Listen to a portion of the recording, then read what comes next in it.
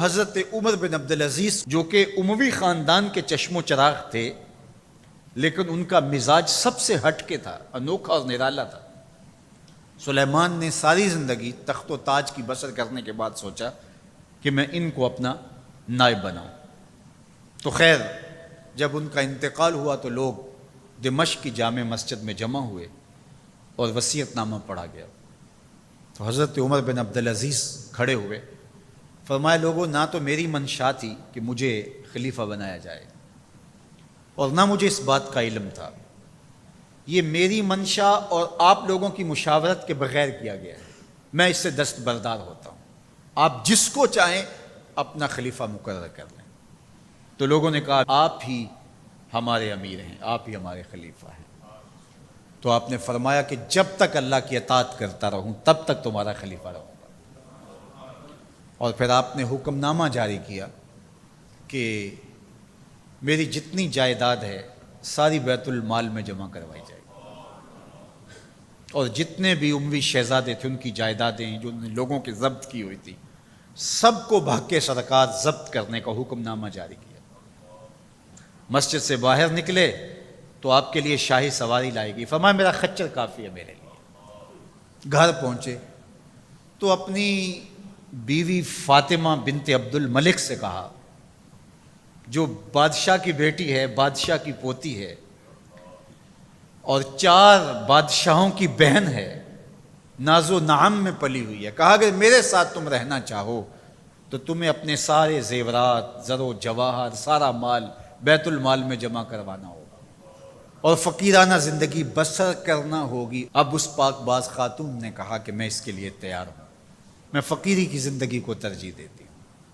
اب حضرت عمر رضی اللہ تعالیٰ عنہ نے صرف 2 سال 5 ماہ اور کچھ دن حکومت کی، اور 3 بر اعظموں پر سلطنت اسلامیہ پھیلی ہوئی تھی، اور آپ روتے تھے کہ ان لوگوں کا حق بھی میرے اوپر بلا مطالبہ ہے جو دنیا کے کسی بھی خطے کے اوپر اس سلطنت کی حدود میں بستے ہیں۔ عید کا موقع آیا، عیدگاہ میں جب لوگ ایک دوسرے کو مل رہے تھے تو امیر المومنین کے بیٹوں کے کپڑے خستہ تھے، پرانے تھے، پیوند لگے ہوئے تھے۔ تو آپ نے اپنے بیٹوں سے کہا کہ تمہیں شرم تو آ رہی ہوگی کہ امیر المومنین کے بیٹے ہو کے تمہیں ڈھنگ کا لباس بھی دستیاب نہیں ہے۔ تو آپ کا ایک بیٹا عبد الملک بن عمر بن عبدالعزیز جو آپ کی زندگی میں انتقال کر گیا تھا، اس نے کہا ہمیں اس بات پہ فخر ہے کہ ہمارے باپ نے خیانت نہیں کی ہے، ہمارا باپ دیانتدار ہے۔ جب گھر آتے ہیں تو آپ کی بیٹیاں آپ کو عید مبارک کہتی ہیں، آپ سے ملتی ہیں، لیکن منہ پہ کپڑا دھرا ہوا ہے۔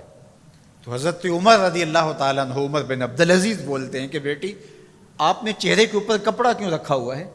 تو وہ کہتی ہیں ہم نے کچے پیاز سے آج کھانا کھایا ہے، تو اس لیے ہم نے کپڑا رکھا ہے کہ آپ اس کی سمیل محسوس نہ کریں۔